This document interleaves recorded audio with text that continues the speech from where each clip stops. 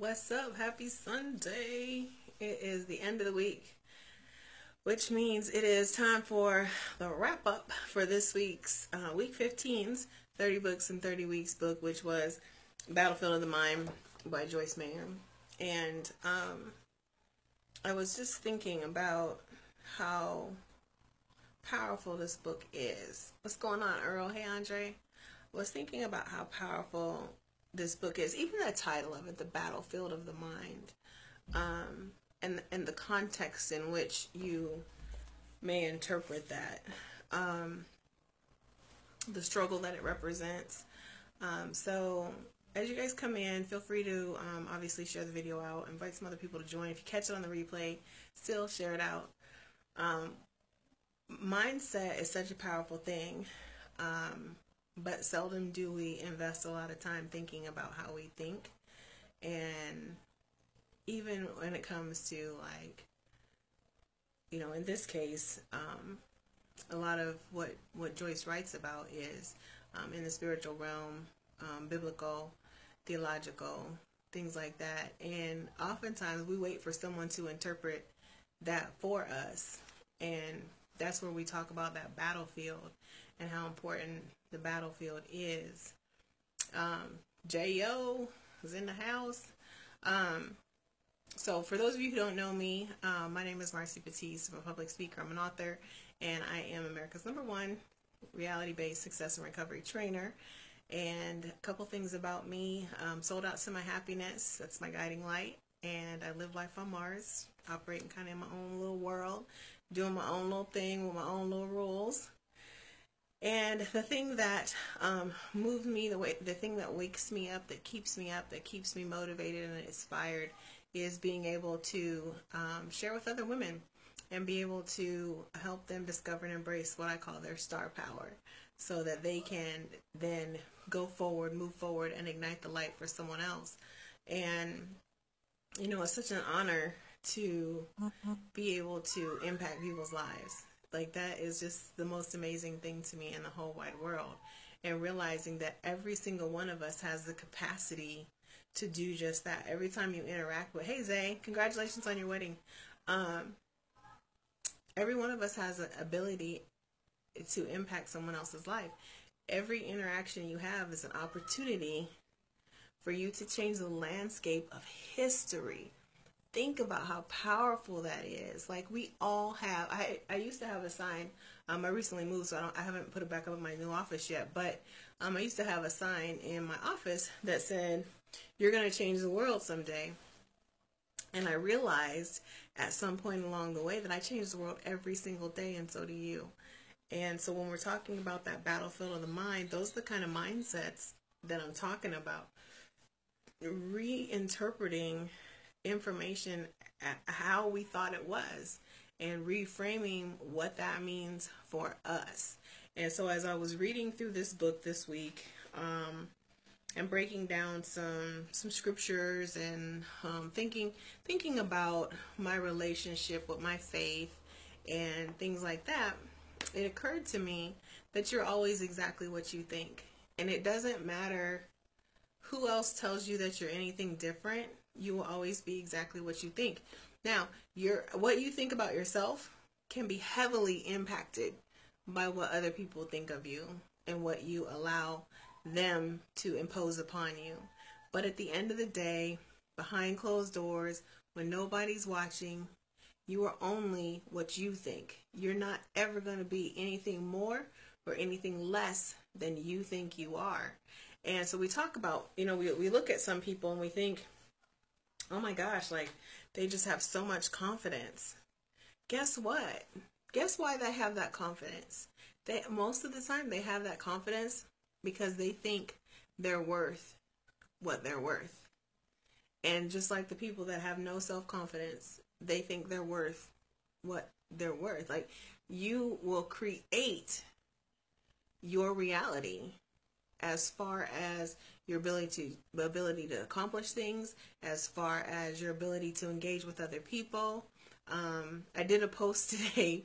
I'm back in the gym, and you guys that follow me know, like, weight loss and weight management and working out, like that's always just a constant part of my being. And but I've been really lax the last few months, super apathetic towards my commitment to my gym routines, my commitment to my nutrition, and it shows on the scale, right?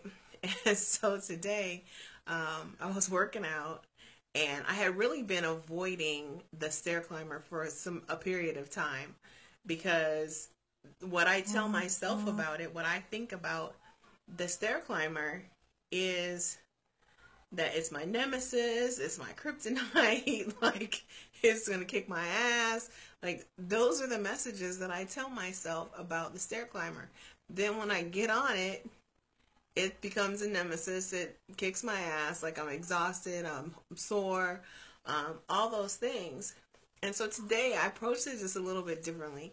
I went to go I had been avoiding getting on there, and I was a good way through my cardio. And I had told myself when I went into the gym, the last 10 minutes of your workout, no matter what you do, the last 10 minutes, you are going to invest in that stair climber. You're going to make that investment because you know it burns calories, it tones the legs, it makes you shapes up your booty, like all the great benefits, right? So I had committed to that. And then I got through my workout. I'm down to my last 10 minutes and it's time. It's just me and the stair climber. And I'm just like, and in that moment, literally, you guys, I had to force myself to rethink about that relationship with that damn stair climber. I had to tell myself a different message about it.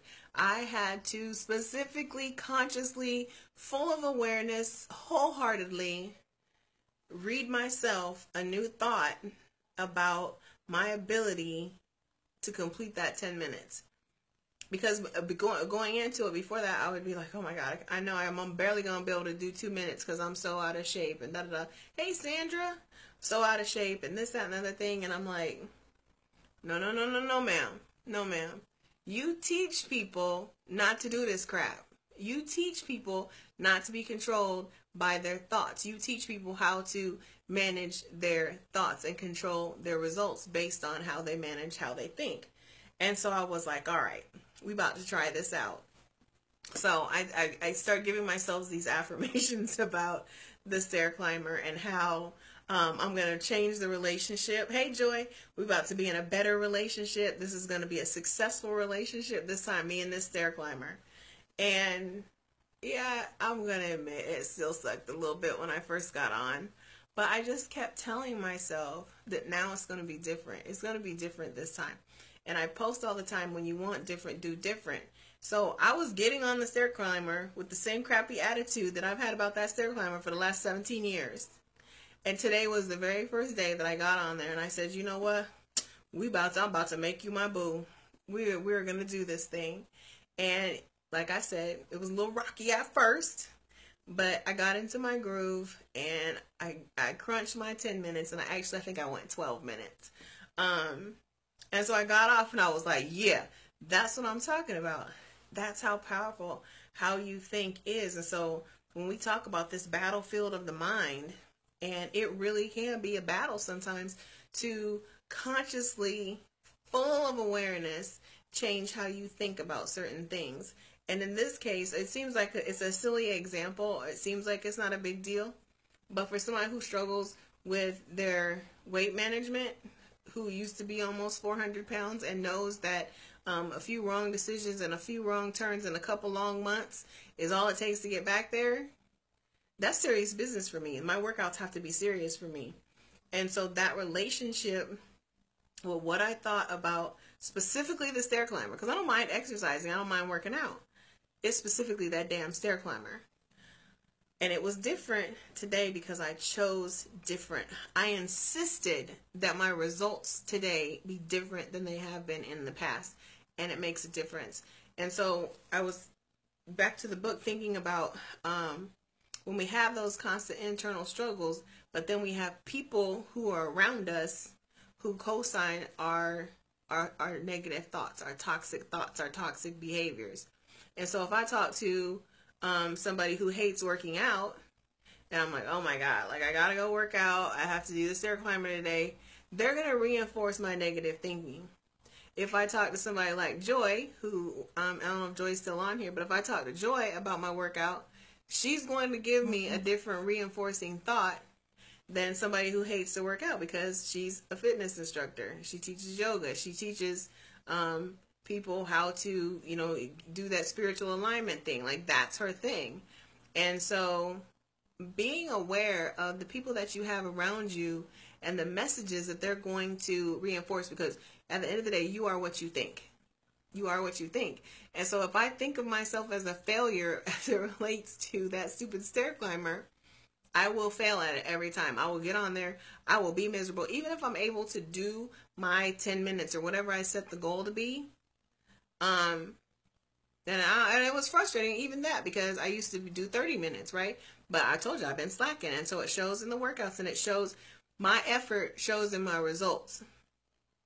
But how I think about it is what's controlling how committed I am. I have to think about that myself, and I have to make sure that the people that I have around me reinforce the right thoughts, not the wrong thoughts.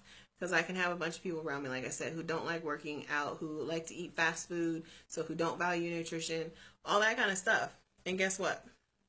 They're going to reinforce, girl, it's just one burger. Girl, it's just one milkshake. Well, one milkshake for a reformed fat girl turns into 4 or 5 milkshakes over the course of the next couple weeks, because then it kicks in those cravings. So being really, truly in tune. You guys, I talk about your relationship with your reality.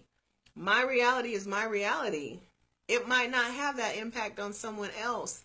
I can't rely on the impacts of your choices on you. I have to rely on my choices on me.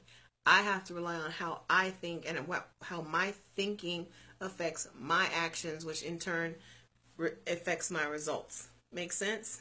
So that battlefield of the mind, so powerful, but it's also powerful to have the right people around you so that you are reinforcing the right thoughts and not the wrong thoughts. So that's the message for this week. We're wrapping up. That's our wrap up for Battlefield of the Mind. That spiritual alignment is so important. Making sure that you have a foundation of knowing that there's something out there bigger than you. It might be God. It might be Buddha. It might be Allah. It might be a unicorn. Hell, I don't know. That's not my business. That's your business. But understanding that there's a higher power, and sometimes being able to get in touch with that higher power allows you to really, truly adjust how you think about a lot of things and how you think about your place in this world. And that impacts your results and where you actually find yourself in this world. So have an amazing day. I appreciate you all as usual.